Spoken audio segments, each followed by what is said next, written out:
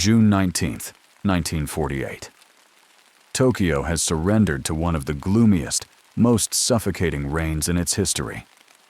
The Tamagawa Canal at the edge of the city is swollen with rain, flowing murky and muddy. Police officers, journalists, and a curious crowd. They are all gathered by the riverbank. They are waiting for what will be pulled out of the water. Moments later, two bodies, tied together with a red string and a knot, tight enough never to break, are pulled from the murky waters. One of them is an ordinary woman. The other is Japan's most famous, most controversial author of that era, a man who never hesitated to pour his soul into words. Osamu Dazai. This is one of those ruthless moments when fate intervenes in human life, because the day his body is found is, in fact, the author's 39th birthday. It is as if life saved its darkest joke for the very end. On the day he was born, the world spits him back out. He leaves behind a legacy that would deeply shake millions of readers, a psychological knot that seems impossible to untie, and that terrible confession that fits his entire existence into a single sentence. I have lived a life full of shame. I have not the slightest idea what human life is. This is not a suicide documentary. This is an autopsy performed on the inner world of a man who failed at living, a man who could never quite figure out the rules of being human. So who was Osamu Dazai? The spoiled, narcissistic child of the literary world? A hopeless alcoholic and womanizer? Or was he a soul sensitive enough to feel the absence of his own skin? A soul allergic to existence itself?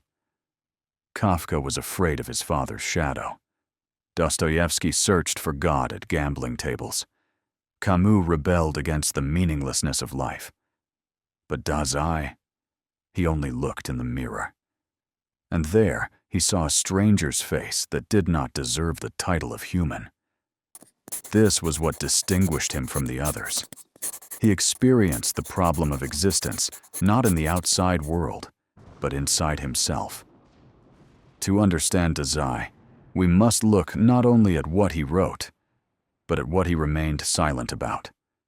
Not only at how he lived, but at the deaths he attempted, repeatedly, obsessively. Because Dazai wrote where he could not speak, and where he could not write, he tried to die. We tend to believe that great tragedies usually begin with poverty, but Dazai's tragedy began with an overdose of magnificence. Born with the real name Shuji Tsushima in 1909, in the icy lands of northern Japan, he came into the world inside a massive mansion resembling a castle. His father was a powerful politician serving in the Japanese parliament, and his family was the wealthiest landowner in the region. A 30-room house, dozens of servants, silk kimonos, granaries overflowing with rice. But inside this immense wealth, there was not a single crumb to feed a small child's soul. Love. His mother was constantly ill and could not leave her bed. His father was always away in Tokyo, busy with state affairs. Little Shuji was raised by aunts, nannies, and servants. But in this crowded house, a fear began to grow inside him like a strange, incurable tumor. Fear of humans. To him, humans were incomprehensible, hypocritical, and dangerous creatures who could become angry at any moment. To protect himself from their anger, to survive in this wild jungle, he needed camouflage.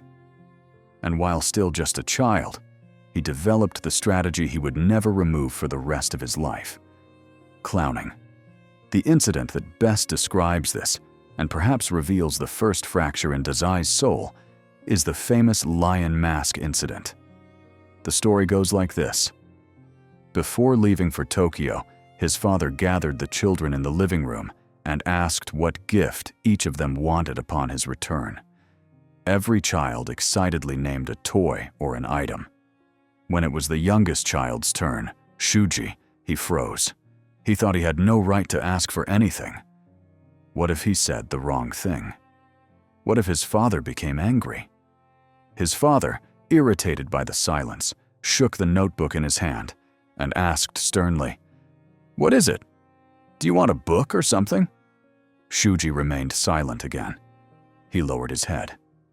At that moment, he saw disappointment on his father's face, and this terrified him.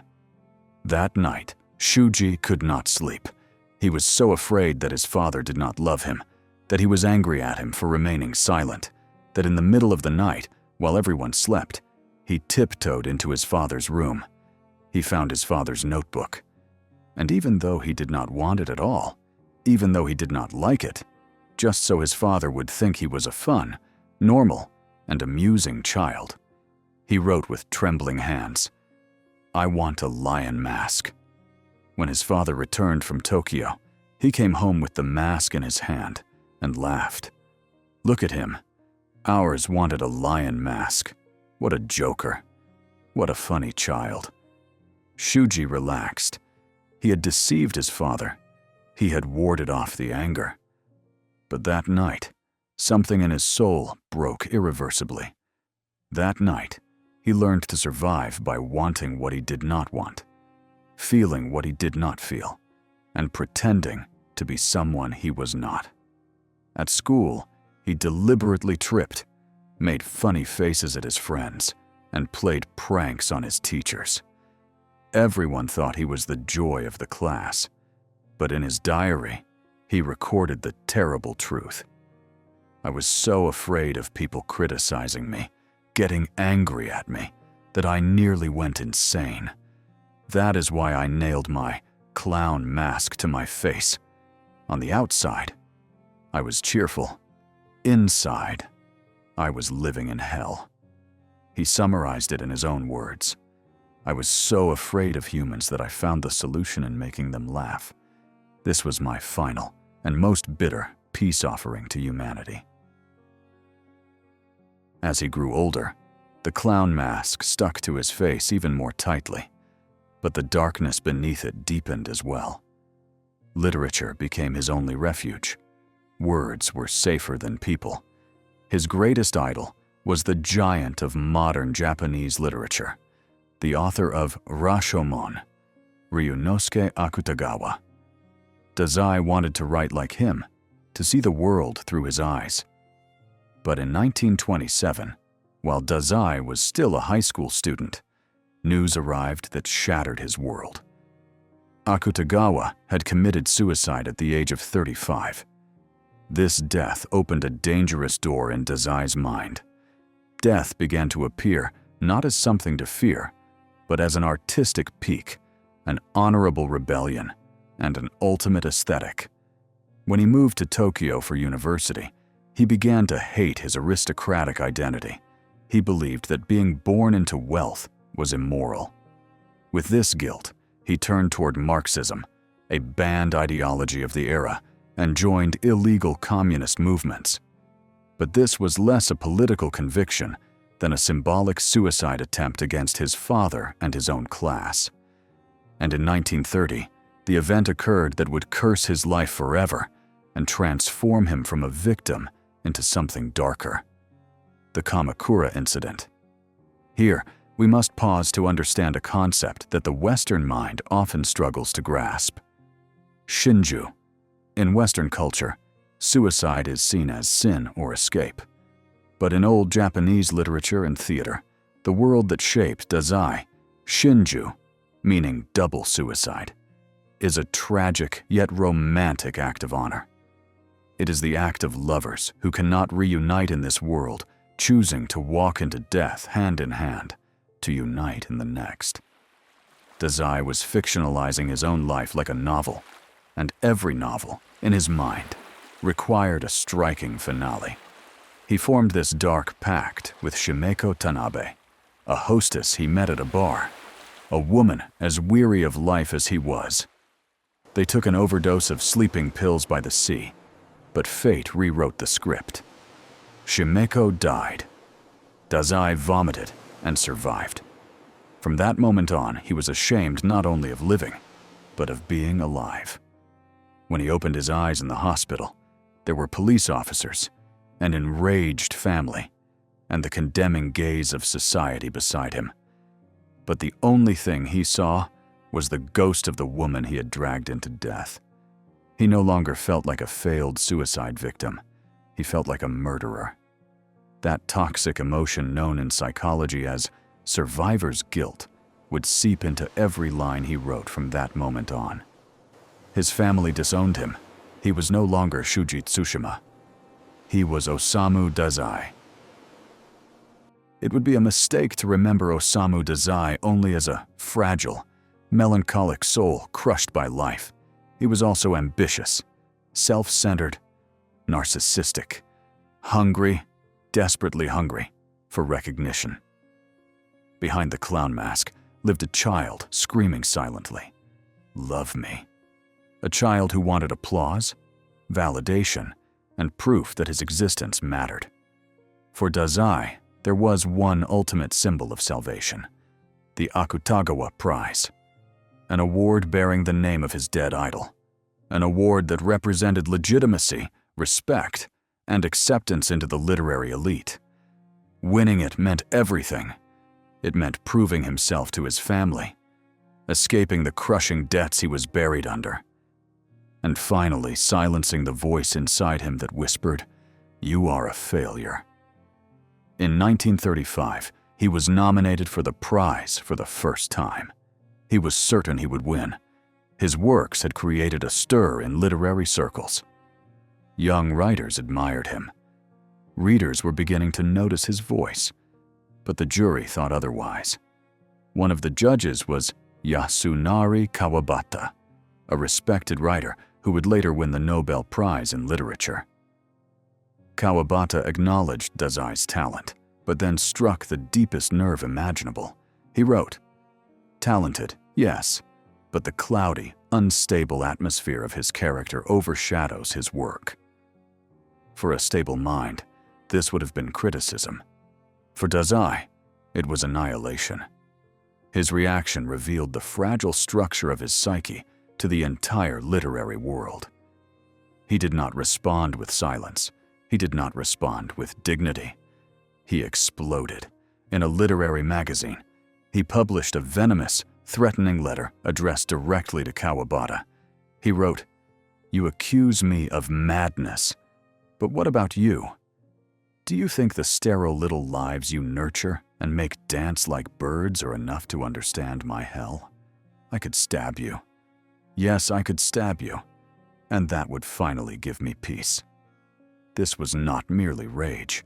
This was the moment his mask slipped, because what Dazai truly could not tolerate was not rejection, but abandonment. Every refusal dragged him back to childhood, back to his father's cold gaze, back to that silent question. Why are you not enough? Yet his fury did not last. The following year, when he was nominated again, something humiliating happened. He begged, he crushed his pride, and wrote desperate letters to the jury. "Please, please give me this award. I only need the honor. I am dying. Please save me. I will be a good person, I promise. Just give me this award." He lost again. The year after that, the rules were changed. He could not even be nominated. This final rejection shattered something fundamental inside him. The literary establishment had spoken. He was unwanted. So Dazai embraced the role he had been assigned: the outcast, the vagrant, the man excluded from society. If the system refused him, he would refuse the system in return. Then the world caught fire. World War II erupted, and Japan slowly collapsed under its weight. While Tokyo burned under air raids, Dazai continued to write, often from bomb shelters. While many writers either produced nationalist propaganda or remained silent, Dazai wrote about individual pain, helplessness, and moral collapse. When the war finally ended, Japan was unrecognizable. The emperor had lost his divinity. Samurai honor had evaporated. Family values had disintegrated. The atomic bombs did not only destroy cities, they erased meaning. In the midst of this spiritual wasteland, in 1947, Dazai published The Setting Sun. The novel depicted the slow collapse of an aristocratic family after the war. It became a phenomenon. Young people, crushed by defeat and identity loss, began calling themselves the Setting Sun people. Because in that novel, Dazai had articulated their collective despair. We are the pale glow of a setting sun, dying amid the ruins of old morality, unable to build a new one, waiting. What have we done in our lives except wait? Dazai was no longer just a writer. He became a symbol, the leader of the Burai-ha, the so-called School of Decadence. Young readers worshipped him. Some even treated him as a god of literature. But here, another truth must be exposed. Dazai was not only a victim of suffering, he was also a predator, an emotional vampire. While writing The Setting Sun, he used the personal diaries of Shizuko Ota, an aristocratic woman he was romantically involved with. Entire passages were lifted, sometimes almost word for word. Was this plagiarism? Perhaps. But for Dazai, it was survival. His own pain was consuming him.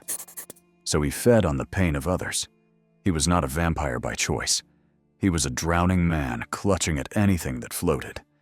He absorbed her memories, her emotions, her life, turned them into literature, and then abandoned her. Meanwhile, his tuberculosis worsened. He coughed blood.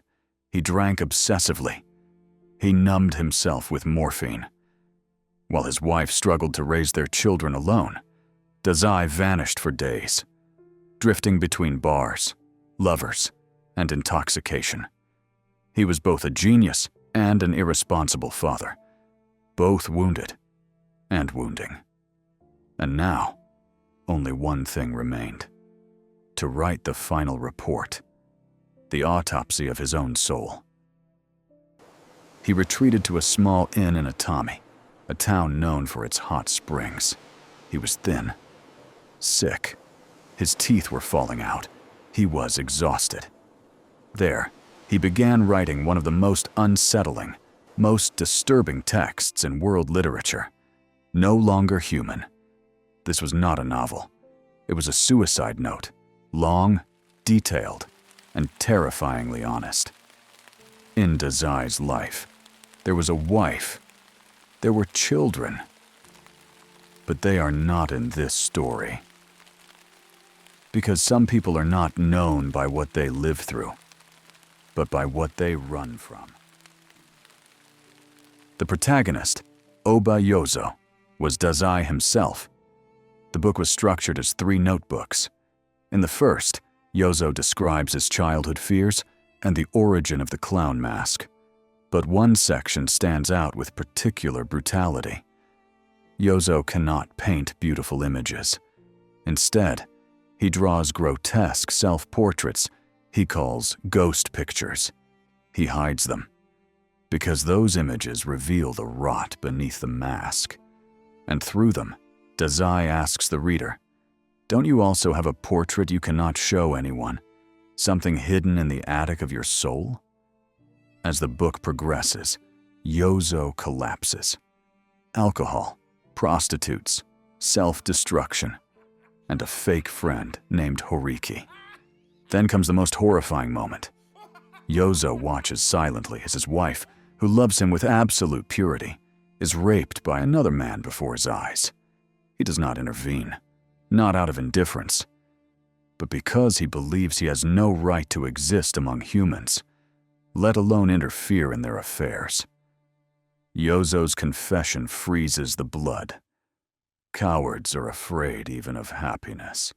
Cotton wool cuts them. Sometimes happiness itself becomes a trap.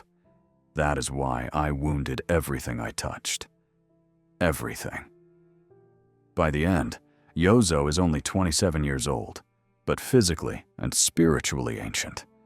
He is confined to a mental institution, and he delivers his final verdict.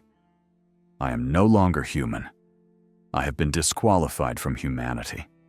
I have neither happiness nor unhappiness. Everything passes. In the human world, the only truth I reached from hell was this: everything passes. Here lies the essence of Dazai's entire body of work.